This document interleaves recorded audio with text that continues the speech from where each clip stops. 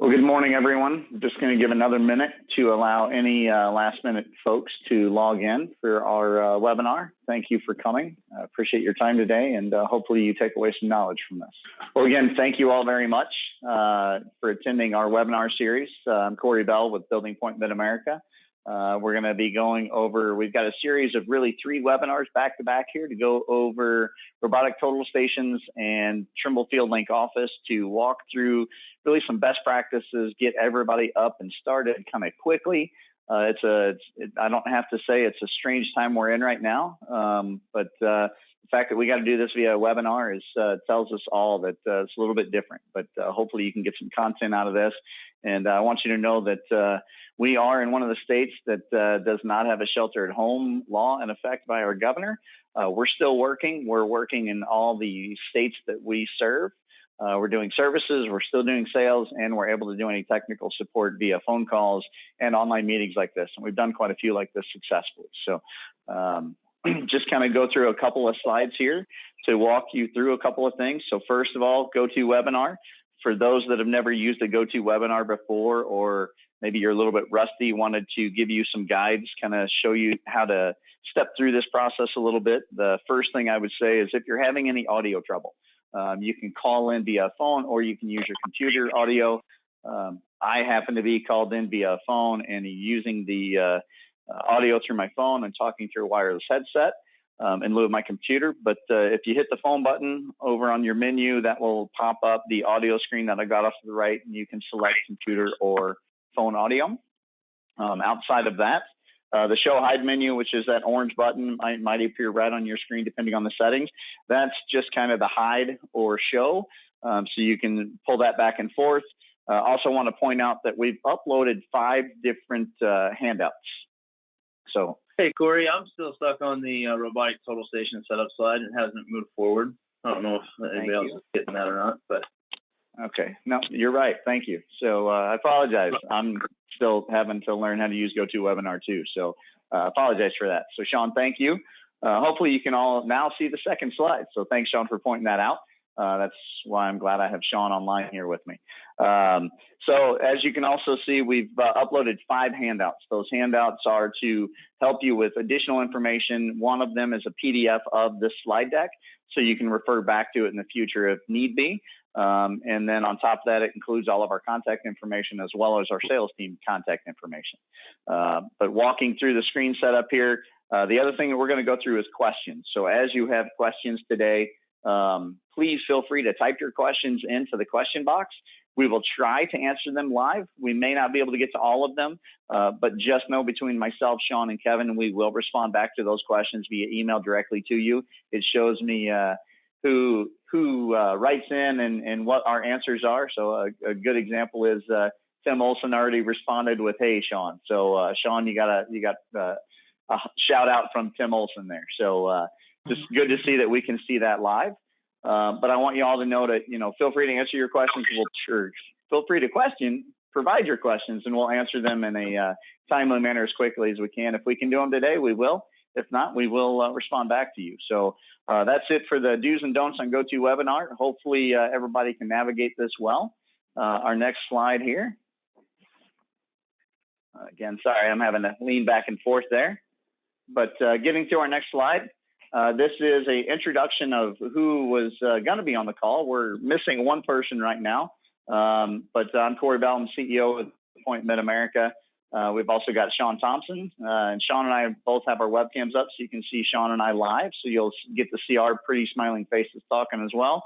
Unfortunately, we will not have Kevin Kaufman on the line. I think he's on right now just kind of watching as a spectator, but Kevin had a family emergency pop up, so he's not able to attend today. So apologize, we don't have anybody with a Kentucky accent presenting today. So it's just going to be Sean and I. Okay, so quick outline.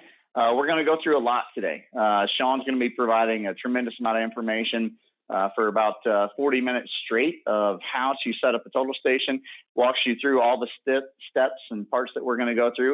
And then at the end of this, I'm going to review construction portfolio for 2020, what we've got out there at offerings, and then I'll talk through resources, contact information. We'll also do a Q&A period for a little bit as time allows. One thing I do want to point out today is we're going to be talking specifically about a one-person setup. So as you can see by our kind of comical pictures down there, it's the evolution of robotic total stations. So in lieu of having a crew of 3 to 4 folks, we've evolved from monkeys up to one-person layout folks that can operate both the gun and the controllers. So just keep that in mind. This is all set up to be a one-person setup. It's not to say that you have to use one-person setup. You can still use multi-person, but the way the workflow we're going to walk through is just a one-person setup for today. So without any further ado, Sean, feel free to take it away. All right, thank you, Corey, and good morning or afternoon to everyone that's joined us. Thank you for taking time out of your day. It's great to virtually have you on the meeting here.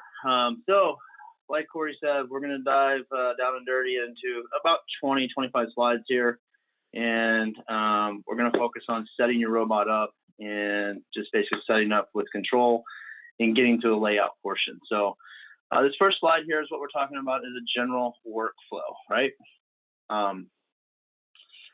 We have a coordinated model. You have authoring tools, whether that's AutoCAD, Revit, Bentley, something else, SysQ, Tekla, whatever it may be, right? A lot of those authoring tools have point systems built into them, so you can export your points directly out of your coordinated model, out of your federated model. In those cases that don't, you have to do some sort of data prep, whether that's TFP, Trimble FieldPoint, or Trimble FieldLink Office.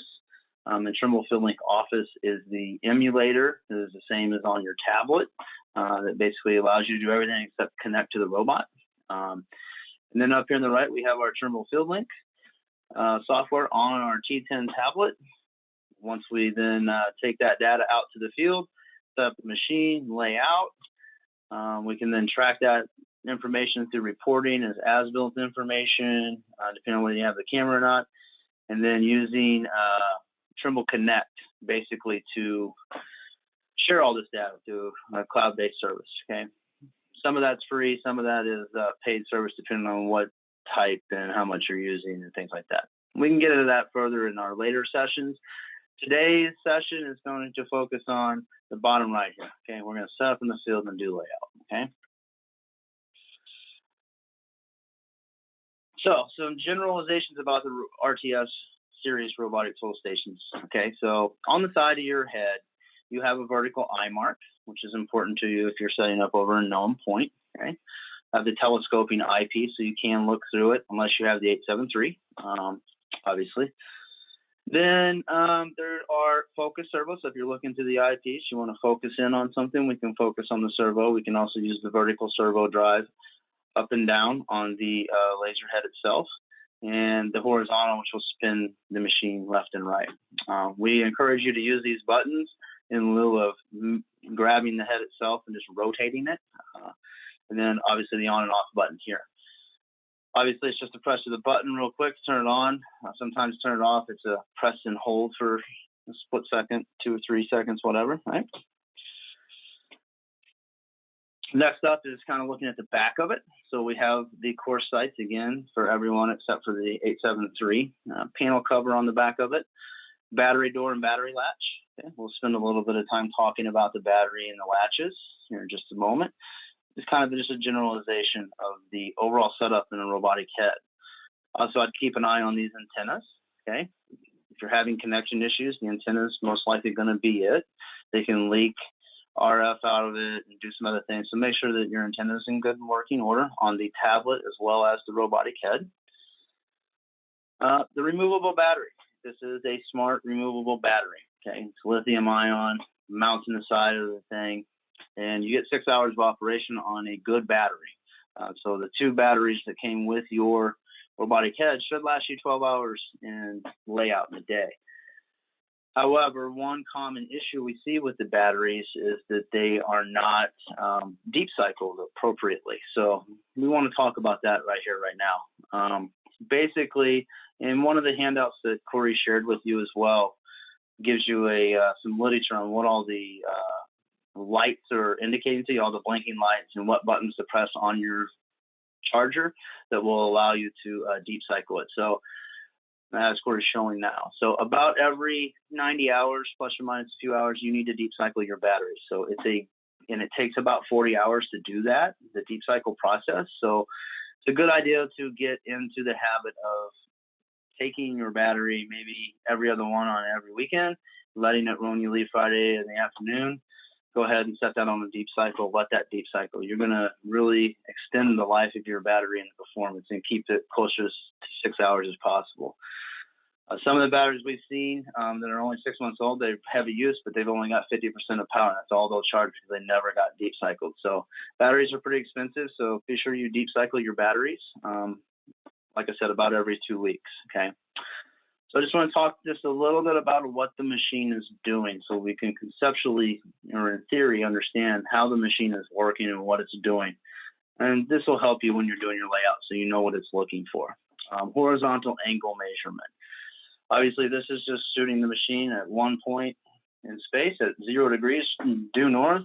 We turn it 135 degrees, then we get down here to the bottom right. Okay, so you will see some HA things on your robotic head or on your tablet. Be sure that you know that HA is horizontal angle, okay? Same thing with vertical angle measurement, okay? It's just taking the center of the head from the vertical eye mark and giving you an angle. I'll just say this is 15 degrees here, okay? Or whatever, 75 degrees off top dead center. So just know that VA and HA are horizontal angles, okay? And next up, we have a distance and angle measurement. The reason we throw this slide in there is because when you're taking measurements and you're using your device as a tool to use it as a very expensive tape measure, it gives you SD, HD, and VD. And sometimes it will give you the triangle as well, triangle SD, triangle HD, and triangle VD. What those are meaning is the delta, if the triangle is in front of it, it's a delta. Any of your CAD people can explain that to you. But generally what I need you guys to know today that SD is slope distance, which is not the same as HD, is horizontal distance. And then obviously vertical distance is the center of the eye to the bottom of the prism pole, okay? For the next thing up, this is what the robotic head is doing. This is all the geometry that's going on. So if you guys want to get back into the trigonometry that you did in junior high or high school, you're more than welcome to do that. We're not going to do that here today, though. But basically, it's picking the cosine, the tangent, the sine ratio, and doing all those calculations live. So there's a lot going on. This is kind of the back of house little algorithms that it's running.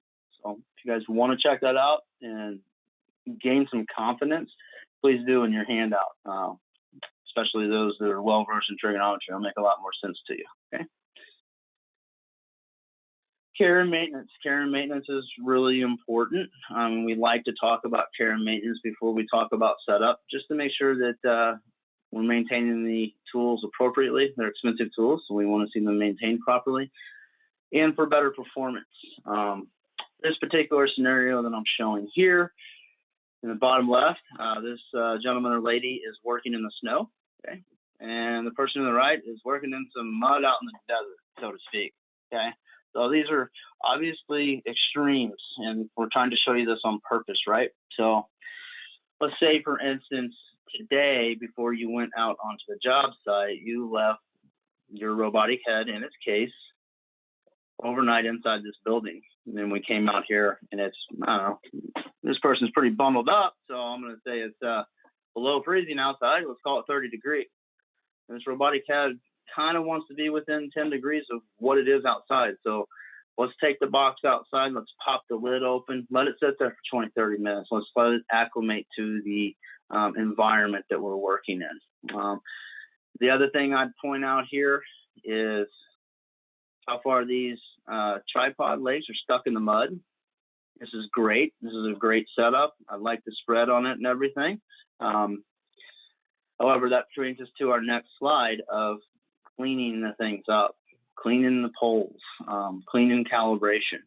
You should be cleaning and calibrating your robotic head annually. I know that later when we talk about the construction portfolio, we're going to talk about hardware maintenance and support and things like that. That includes an annual cleaning and calibration. That's stuff you can talk with sales guys about. They can help you understand that a little better. However, you need to have it cleaned and calibrated at least once a year, maybe more often if there's been an event. An event would be gets knocked over. Someone maybe had a frustrating day, got pissed off at it, and tossed it in the back of their pickup truck, which I know doesn't happen, but it could. So an event like that might cause you to get concerns if you're having issues afterwards. Maybe you bent the layout pole, something like that. So just make sure that it's within calibration. One thing we can do to check it is a field calibration. The field calibration takes 3 to 10 minutes on site, and basically we just shoot the laser at something at least 68 feet away, let the head flip over, shoot it again. It does that 3 or 4 times, and then will give us some numbers on the bottom of the screen that will allow us to know whether it's in calibration or not, whether it's within working parameters, right? So, and some people, that last slide I had in the mud, you may want to consider getting it cleaned. If you're working in dusty conditions like that, or something unique, you may want to get it cleaned and calibrated more often, okay? As for the bipod poles, we need to clean our poles, okay? What happens is those are tensions. You got the thumbs, right? We can twist the thumbs to be tension and hold up the pole, tension adjustings. But those poles also come apart, and we highly recommend you take the cap screws off, pull them apart, pull the springs out, clean all that up, spray some WD-40 on it, and keep them maintained. Again, you've got a couple $100 pole holding up to $10,000 worth of equipment. So 10 cents of WD-40 can save you a lot of money. So let's make sure we're doing that. Thank you for the demonstration, Corey. Battery maintenance. I'm hitting on it again right now because the deep cycling is very important in your batteries. So let's keep them clean. Let's keep them charged up. Keep them deep cycled every other weekend or whatever. Okay. Get instrument set up and tripod set up. Okay. So now we're getting to the point of what we got here, why we're all gathered here today. All right. So I have an example here of some 3 tripods sitting set up. One is not good, and it's the obvious one. It's the silver one on the far left. But what I see here is I see good spread on the legs. The top of it's real level. Everything looks good here, okay? However, there's a problem with the one on the left. And the problem with the one on the left is that it is aluminum. The reason that it's a problem is that the robotic head has a level compensator in it. So as the earth is turning, it's sitting there very lightly vibrating. If you put it on an aluminum tripod, you're going to feel that vibration, and it's going to knock itself out of level. Get it on a good, solid steel tripod, and you won't have that issue. So let's make note to never use an aluminum tripod with a total station, okay? Also, we need to make sure that the tripod is in good working condition. Obviously, this one that we have a picture of here has been used a little bit, and it's missing a screw.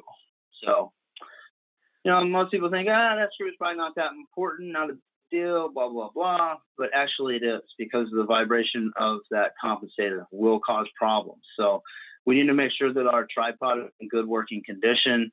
Everything moves freely. Everything's, clean and calibrated and ready to go, okay? Also, your better higher end tripods are going to have multiple ways to lock it down with the levers as well as the cam locks and the screws. I know that you're all big, strong women and men out there, so this should just be a 3-finger tight. Let's not, this is a fiberglass piece. You can't over tighten that and crush it. So let's not do that. Again, 3 fingers, snug, tight, feel good about it. If it's vibrating and knocking itself out of level, you went a little too loose, which is not necessarily a bad thing. I'd rather you be loose and have to tighten it up a little bit than basically over tightening them and busting up your equipment, okay? So next step of setting your tripod up is I like to bring the base of the tripod up to my chin, then kick the legs out and let them drop to the ground. We want the legs to be 24 to 30 inches from center to leg, okay? in the base for the robotic head to be up to about 5 to 7 feet. Now, I'm not a 6-footer. I'm not in the NBA or anything. That's why I'm doing this. Anyway, so about my chin, I'm 5'9", so about my chin is where I like to get it, but higher if possible. Okay, so some other things to prevent blowover or knockdowns. Obviously, we sell tripod socks, but you can use sandbags and other things. We have examples that our sales guys can tell you that they've ran into in the past, particularly our one here in Missouri and Arkansas. His name's Bob Grown, but he has a story about basically they had 4 or 5 robots sitting up on a hillside. A humongous gust of wind comes over with some bad weather that day in springtime, like we get here in the Midwest, and blew over 3 of the 6 tripods, right? And the robotic heads and destroyed them. Well, he loved that day for obvious reasons. It's not the reason we want to be selling you new ones, obviously. So just be aware of it, anchor it down somehow. We've also had some people putting caution cones around them to mark them, so maybe another trade won't come by and knock it, or just brings an idea or brings a hazard to their attention. Now, I would also note on that we had some people putting caution cones around here and then putting caution tape up as well. But somebody walked by with a metal side, grabbed the caution tape, and we all know the result of that. It turned into a sale for somebody and a damaged piece of equipment and an insurance claim for somebody else. So just keep your tripods secure. Alternate instrument locations. So I have 2 pictures here, a good example and a bad example of mounting your robotic head to a column, okay? Obviously, the one on the left is the good one, and the one on the bottom right is the bad one, and not because it's just the column clamp itself. I'm talking about where it's mounted and how it's mounted on the column. Let's look at this a little bit more in depth, okay? So the one on the left, I get about 270 degrees of layout. It's well above the finished floor. I'm not going to get foot traffic. It's very secure. I like the way it's strapped to the wall. This is a good setup to me, and I would even consider popping this head off the tri-rack and leaving that column clamp there and then using that to set up over a previous location. You can do that, right? Okay. This one on the bottom right, I don't like it for many reasons. Like I said, it's not because of the column clamp. I don't like how high it is off the ground. You're going to get killed by foot traffic here. Also, I don't like that it's on the face of one column. We don't have a full 270 degrees of layout here. We've only got maybe 200, maybe 210, whatever it turns out to be. I don't know. But you're blocking out the whole backside of this building to do layout, okay? So those are things you can consider, all right? This here is an example of a good instrument setup, all right? So we've got good spread on the legs. Everything's level. One thing I'll point out here is right here that the trunnions are between the legs, okay? The reason that is important is that then gives you 6 points of leveling, okay? You got the legs themselves. You can pop these locks up, tap these up and down. You can also use the leveling screws on the trunnions here to loosen and tighten them and get it really level that way. You'll be able to hone it in a lot better if you have the trunnions between the legs, okay? And then obviously the foot pads are very well in the ground, okay? So this is a good setup. We like the spread. We like everything about it, okay?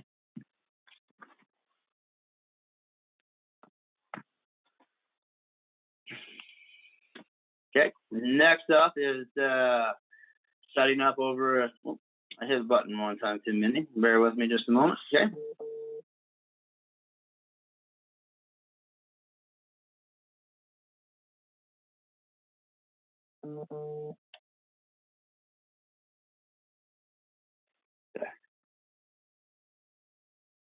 Getting a bunch of text messages and my screen's frozen, so a moment. Okay.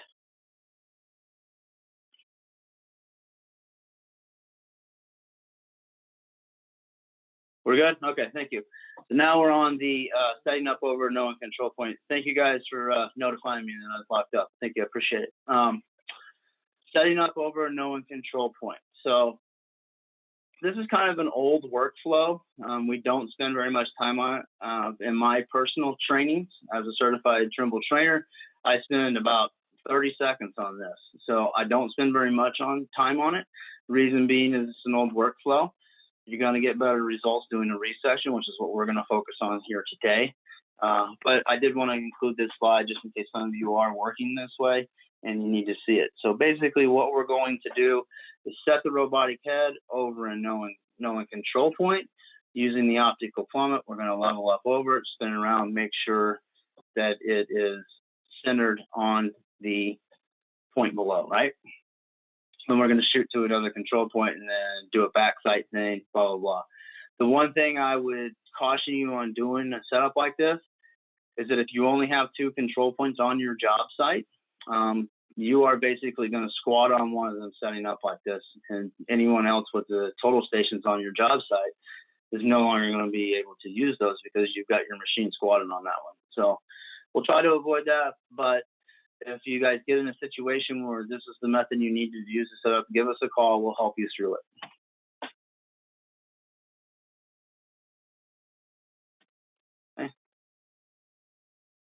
I made sure the Trimble logo is correctly positioned. Obviously, this is kind of common sense, but if it's in the scenario on the left, this thing's going to want to lay out in an inverted world. So let's make sure that it's right.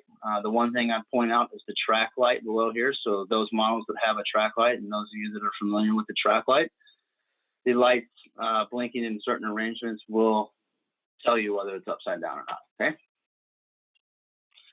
All right, so now that we got our tripod set up and it's leveled, we got our robotic head on top of the tripod, everything's good, we're set up, we're connected.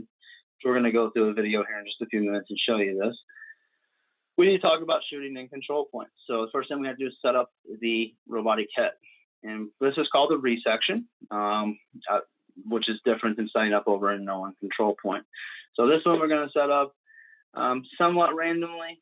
Kind of randomly in relation to the control point, so to speak. The ideal here is that we want to get 90-degree angle between line 1 to control point and line 2 to control point 2, right? Really, it wants to be between 45 degrees and 135 degrees, but you're going to get much better results the closer you are to 90 degrees. In this scenario on the bottom right, this is going to be a poor or unreliable setup. Probably closer to unreliable.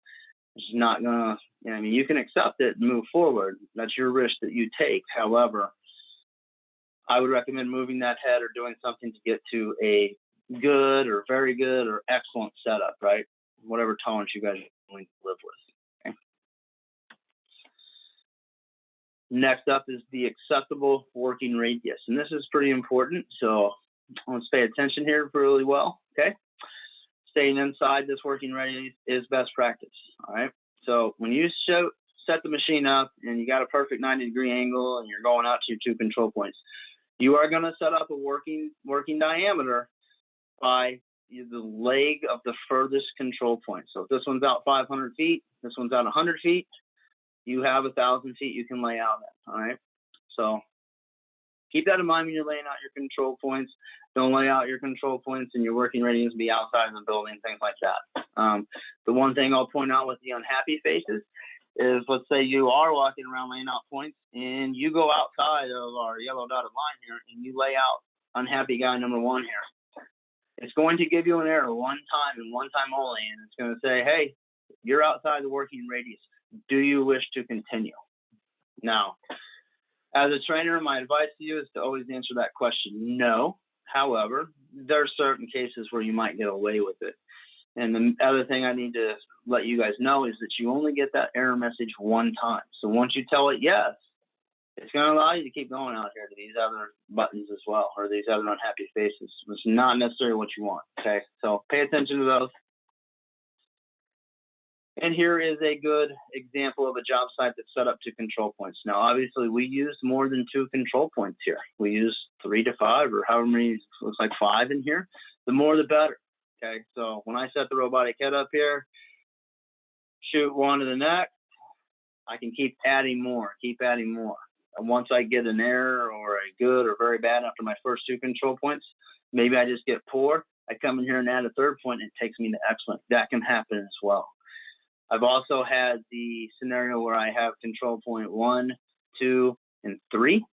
As it algorithms through and tries to calculate its position, maybe point number 1 was off 3/8, but 2 and 3 were perfectly on.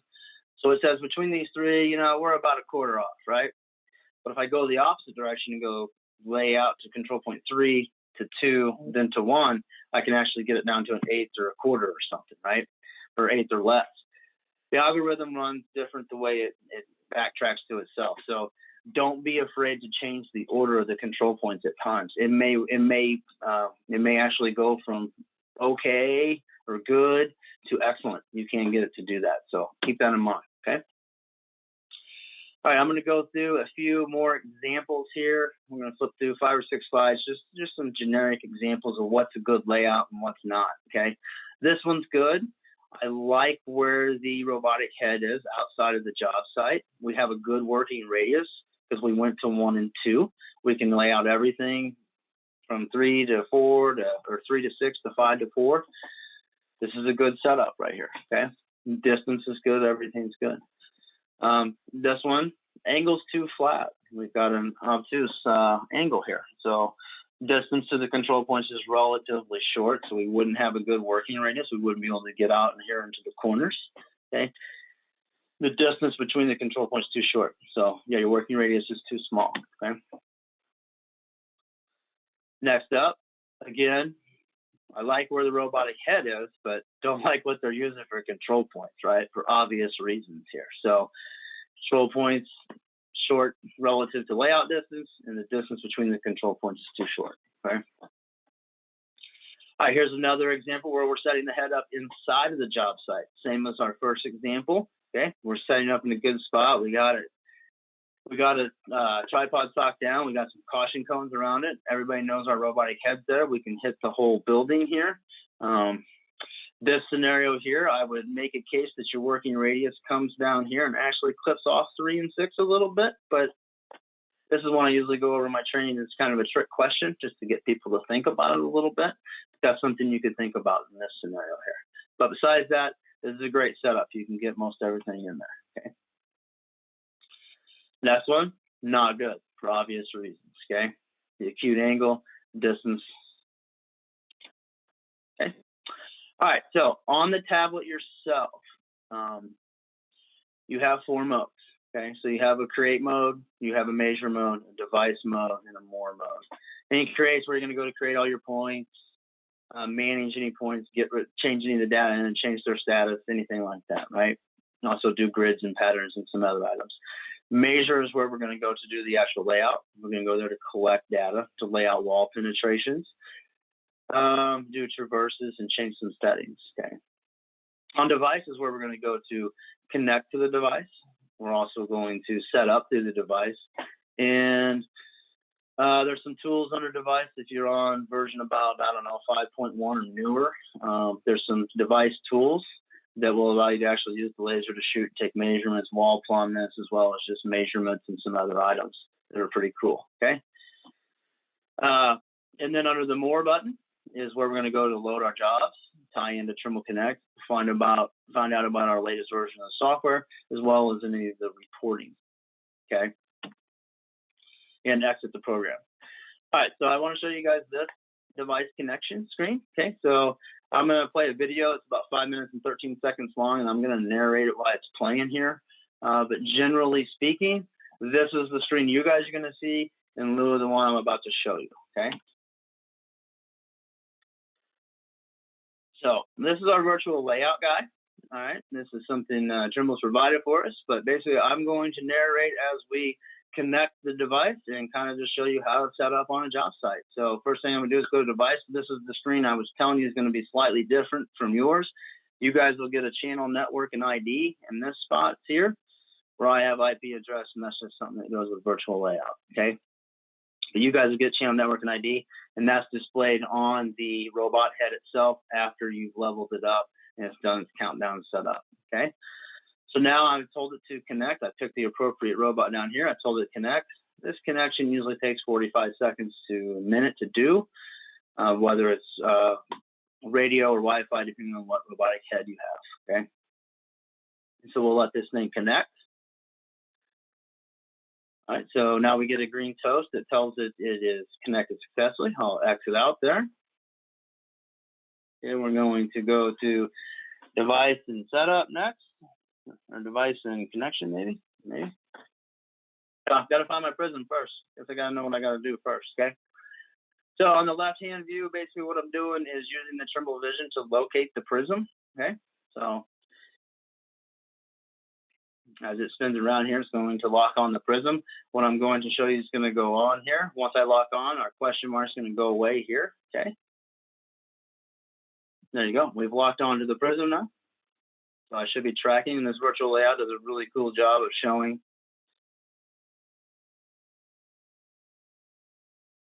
where the laser is shooting, okay? So we'll go back to device. The one thing I'll point out on device, notice there's the 50 on top of the device word. That's telling me the battery charged at any given time. On this case scenario on the bottom, I'm not going to use last setup location, okay?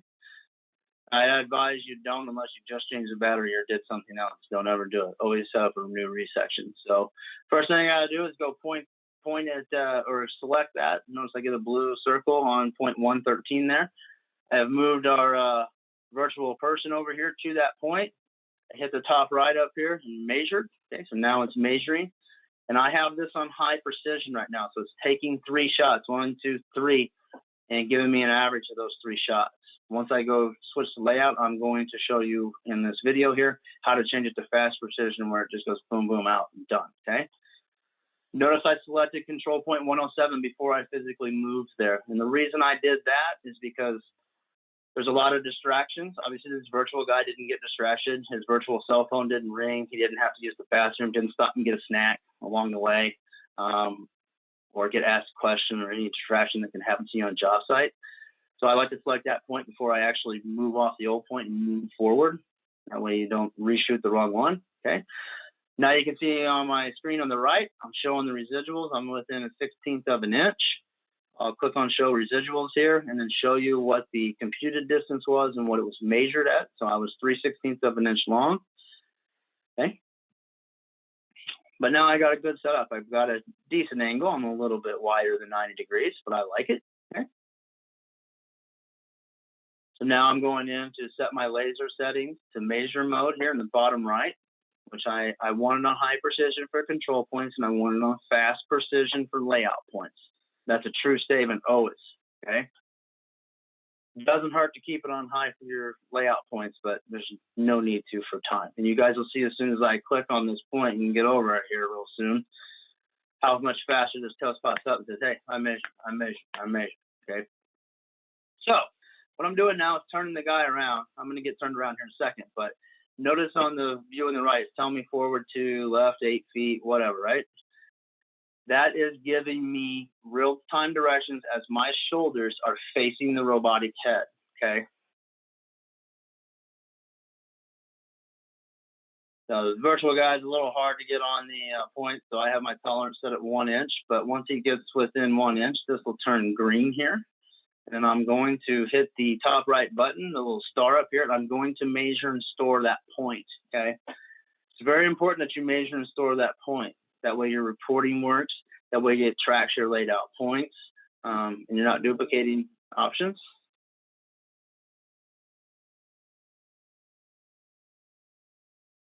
Okay. Okay. Thank you, Corey. Thank you. So there you go. I got the green toast. It tells me I'm good to go. So my guy on the left here is going to stake that point here in just a second. He's going to put an X on the ground, maybe. There you go. So you put an X on the ground, okay? Now we're going to go to the next point just by clicking the arrow here to go next, okay? Which I have it set to nearest. You can set it to next or nearest. So next or nearest your present location. Next would be the next number sequence, which I don't necessarily recommend, but nearest would be your nearest location, okay?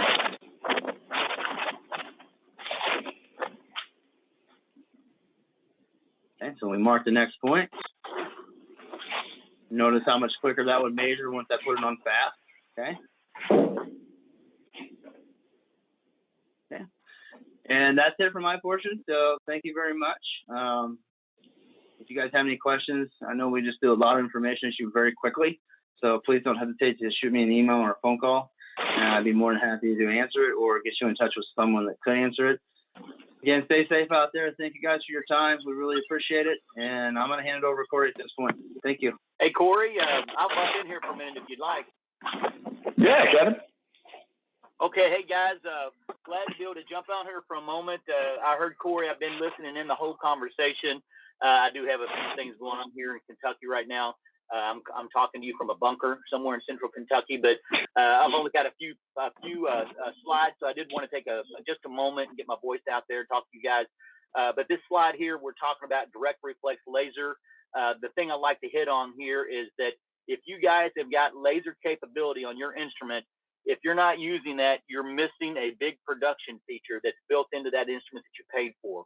All right. So if you're running, for instance, a 633, 655, 773, 873, any of those guns, 771, those guys, 673, all those guys out there have laser functionality and the RPT 600. Okay. So we need to be doing that. If you're not doing that, it's going to increase your production just tenfold. Now, that being said, we're talking about on this slide here, just a few things to hit on. The laser measurement. So what that allows you to do is take a measurement remotely without having to occupy that point with a prism. So we can put it in DR or laser mode and take that shot, right?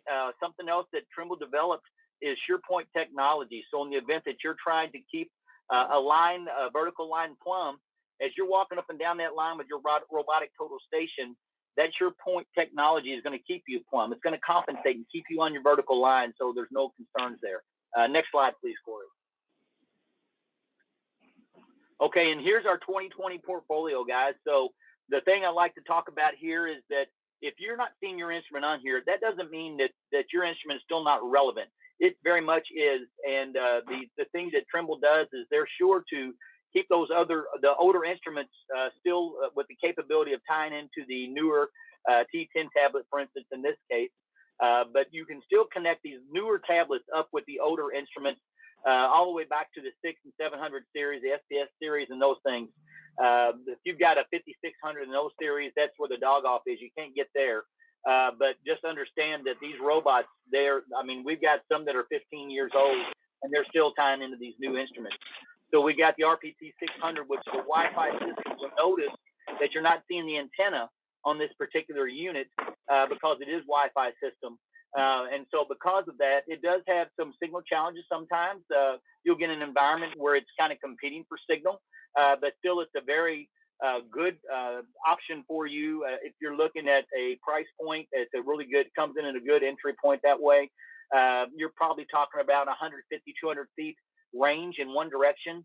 But then we bump up to the 573, does not have laser layout capability, but this particular instrument will shoot about 7,500 feet in one direction and give you a measurement, so you can collect that far out if you should need to do that, right? So this is in response. This instrument came into the portfolio this year in response, actually about probably almost a year ago now, in response to some of the competitors out there that were saying, hey, we're just like Trimble, when in reality they weren't. They were, some of the stuff that they come on with, they don't have nearly the features. So Trimble said, okay, we'll have an offering that's a scaled down model. That's what the 573 does for you. But it does provide you with a great ability to go out and do prism layout. So if that's what your main workflow is, that's a very good option for you. We bump up to the 673. Laser layout, about a 2,500 foot range, a great tool, 3-second instrument, very accurate for most of your needs. Then when we bump to the 773, you introduce vision into it. Some of you guys may not use the vision very much, but as Sean pointed out, it's great for using it for the reporting feature, as well as using it just to visually see what you're taking a shot on and take measurements that way off the face of the tablet. Then we bump up to what some call the Mac Daddy of our tool line, the 873, and we bring in the green laser, the green focusable laser. You can see it popping out the side there. And that laser, what will happen is when you're using it for laser layout mode, you'll get out around 450 feet or so. That laser is going to stay the same size as like the tip of an eraser on a pencil. So it's going to be a focusable laser. It's not going to spread out on, like, give you that football effect, okay? Then we go to the 771, a 1-second instrument. So it's a little bit tighter in the specifications on its layout function, okay? But generally just the same as the 773. And then Trimble also introduced the SPS 986 this year. That is our GNS option that took the place of the R8S that we used to have in our portfolio. The R8S is still a very good functional instrument. The SPS 986 just incorporates the ability to, when you're trying to do layout or trying to collect a point, you might be somewhat out of plumb. This thing has a tilt compensator in it, so it knows that you're out of plumb, and it's going to correct for that up to 30 degrees out of your perpendicular plane. So that's one of the things. It also has a redesigned head and functionality in the firmware that will give you a much larger array for your satellite signals. So you're getting a lot better offering of satellite signals that's going to get you somewhat of a better solution and correction for where you're trying to get on your point. So again, it's a very good option for doing layout, dig lines and things like that. Still not recommended just yet for using it for like anchor bolt layouts and things like that, where you have to be super precise, but we're getting closer and closer all the time. And I do want to make and stress the point that in terms of the functionality of our GNSS offerings, Trimble is the one that developed that technology, and no one is going to, you may hear something otherwise in the field, but no one is going to come up with a tighter solution than what Trimble has right now. That's just what the standard is, okay? Then we bump down and we're showing here the Trimble FieldLink T10 tablet, okay? So that's got the latest, greatest T10, software offerings on there with the latest, greatest Trimble FieldLink. It's got a super fast processor, Windows 10 operating tablet. It's got some ruggability to it. Ruggability? I don't know if that's the word. Ruggedness, I guess, to it. And then we see over there to the right, we've got the Trimble FieldLink Office that Sean mentioned earlier, as well as the Trimble FieldPoint's AutoCAD Revit plugin that help you create that data if you need to send out through Trimble Connect over to the tablet. Okay, next slide, Corey. And included in the handouts, we've got additional slides, as you saw me holding up while Kevin was talking, to provide additional information and data about those units. Perfect. Thank you. All right. And I'm going to kind of cap off my little piece here just by saying we've got resources out there for you to use. We always get asked, hey, is there someplace we can go to get more information? Here you are, guys. Make a note of this slide and use it, bpmidamerica.com. So we've got video links and things on there and information for you to reach out and grab, as well as contact information. Learn.trimble.com. That is pretty much free. There's a few things you pay for on there, but if you go set your profile up on that site and create your own little account, you can go on there and pull off not YouTube videos, but different videos and things teaching you how to do stuff. So a lot of great information on that site. YouTube, just go in there and look up BuildingPoint Mid-America. We've got our channel. You can find different videos and things on there. We're always rolling out new videos on that. You can also schedule, as Sean mentioned, you can schedule on-site training with the BPMA's Trimble certified trainers. We'll come to your site. We'll use your job. We'll use your file, your coordinated model, and bring it in, and we'll train your guys as we need to, all right? Then you got something people forget all the time. Right on the surface of your tablet, you've got Trimble FieldLink's user guide PDF. You do not have to be connected to the internet. Double tap that thing with your finger, open it up. It's got a search window. You can search by keyword and go right to what you're looking for, okay? When the wife's sitting there watching Snapped at night, you can sit there and play with that thing and get all studied up on what's on your tablet, all right? So social media, go out there and look for Twitter/Trimble Buildings. You'll find information, as well as youtube.com, Trimble GCCM. Okay, and then again, just kind of wrap it up. I am Kevin Coffin. I'm the hardware sales manager for BuildingPoint Mid-America, and I'm the best looking guy on this slide, at least. And I manage Kentucky and Tennessee. I've dealt with a lot of our territory. I've been here for a little bit. Then you got Bob Groen in his Central States there, managing Missouri and Arkansas. And then you got Charlie Kim, our newest member, coming in Nebraska and Kansas. We all like to pride ourselves on being very personable and easy to reach and responsive. So if you can't get us on the phone, by all means, text us, drop us an email or whatever, because we want to take care of our customers, okay? Don't hesitate to reach out to us, and we're going to try to answer any question you've got. If we don't know the answer, guys, we've got $1 billion corporation behind us, and we can find the answer for you. Corey, take it away. All right, very good. And I'm going to add in there, I know the notes at the bottom of the slide, but if you're outside of those states and you don't know who to contact, please reach out to Kevin. He'll be happy to guide you to the right person. If it's a technical question, we'll always be available to answer those. But if it's sales and things like that, we've got to get that to the appropriate channel. So Without any further ado, I'll go through a couple of questions here. So one of the first questions that I've got was, is the simulator available for you to use as a training tool? Unfortunately, it's not. It's for all of the Trimble resellers. However, Patrick, that was your question. We'll share the videos that we've got. So you can take the video kind of like what Sean narrated through, and we can also create a couple others for you that we'll put out there, and everybody's welcome to use those for your training. We want you to be able to use those. It's a great tool. So Patrick, feel free to reach out to us. I know you've got Kevin's contact information out there. I've also got your contact information through the webinar. And we'll be creating a Google Drive here, probably be on Monday. Sorry, not only am I out of focus, I can't talk right now, but on Monday, we'll upload the recording of this webinar, me sounding like Elmer Fudd, as well as a couple of those videos to help you out. Another one of the questions was, will we go over the use of reporting options sometime? So right now, we will go over those. That's actually our next webinar. So next Friday happens to be Good Friday. We're going to be going over Trimble Field Link Office. Within Trimble Field Link Office, we'll dive deeper into the software, walk through all the buttons and different things like that. One of the next questions that just came in from Jenny was, one of my tripod legs sticks badly. What's the best way to get it moving? The first thing I would say is shop racks. The kind of pre-cleansed. It's kind of like the Clorox wipes, which we all have Clorox wipes around right now, but they're like the job site version of those. If you clean all the surfaces of your tripod legs, and that means actually taking the clamps off. So going back to Sean's image a little bit of the Trimax tripod, we've got the kind of cam bolt up at the top. That's the lever bolt. If you take that off, take the bolt off on the back of that, clean all of those surfaces. You should only need to do it about once a year, but if you, as Sean said, if you're on a dusty project, you'll have to do it a little more often. But just cleaning that dust off, compressed air can work as well in the meantime. But getting a good cleaner with a chemical solvent like a Clorox wipe, and I'm not picking on those, but I know those. Almost everybody has those available right now. But the shop rags, I happen to be a cyclist, so shop rags are one of my biggest tools for using. It's got a cleaner degreaser in it. Those work really good as well. As Sean indicated, cleaning your bipod poles as well. I do the same thing. I use my shop rag inside of that. We do that inside of our service as well. We clean those out that way and then clean them with WD-40. The next question was, how often should you plumb your rod?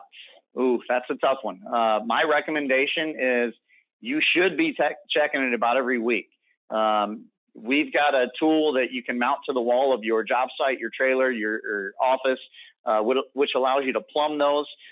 It's a really cool tool. It actually makes it, it kind of turns your pole into a plumb bob, if you will. So you hang that up at the top, and then we can adjust those, or you can send your pole into us, and we can fix those for you as well. But the rod adjustment is pretty easy. There's 3 Allen screws on the bottom of those. You can set it up on the jig that we've got, which all of our salespeople have access to. But we'll set you up with one of those. You hang it on your wall, and then you can take it with you, but you can make the adjustments as you go. Next question from Tim. Leaving the battery on longer than 40 hours bad for the battery. So the batteries are lithium-ion batteries, where you've also got smart chargers. So the charger is going to change to a trickle charge. It's not going to overcharge the battery in any way, shape, or form. If for whatever reason you notice that your batteries are getting hot, things like that, there is something wrong with your charger. So immediately let us know. But to kind of re-harp on what Sean said, my adage when I was doing layout was, every odd Friday, I charged my RTS batteries, and every even Friday, I charged my MT1000 batteries. So that way they cycled through, they had everything up and running that way, and it was just kind of my little weird quirk to doing that.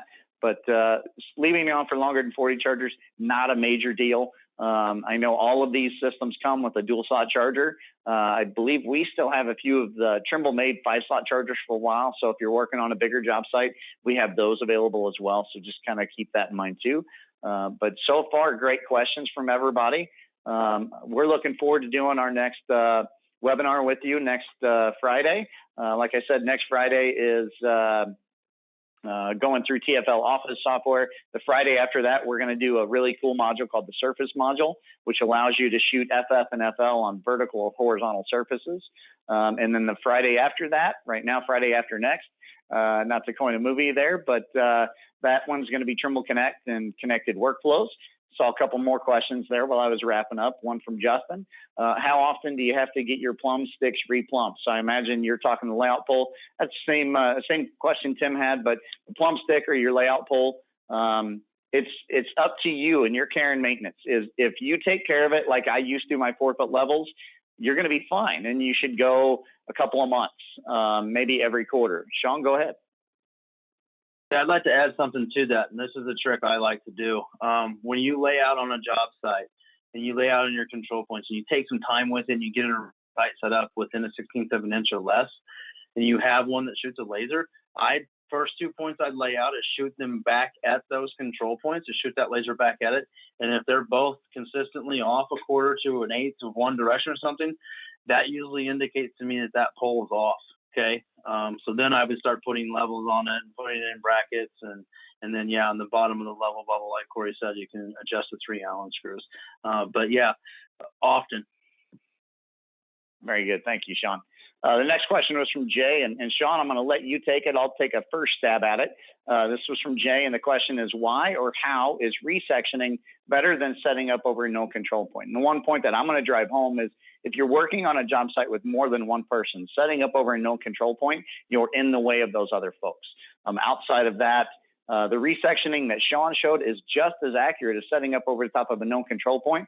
But in my personal experience, I can set up a resection, get my pole and my bipod leveled up in half the time that I can getting the tripod set up. So Sean, go ahead. Yeah, that's about all I would add. Really ditto the same thing.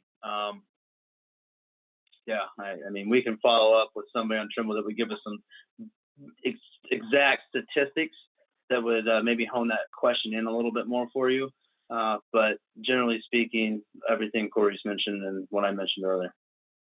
Very good. Hey, something else, that guys, I might go ahead, Kevin. Throw into. Yeah, I know a lot of guys are historically that's what that their setup has been, setting up on a known control point, and we respect that. I think the challenge that you've got there, and with the Trimble filling software, you can do rounds using that format, right? But what we have to understand, one is like Corey said, right? Your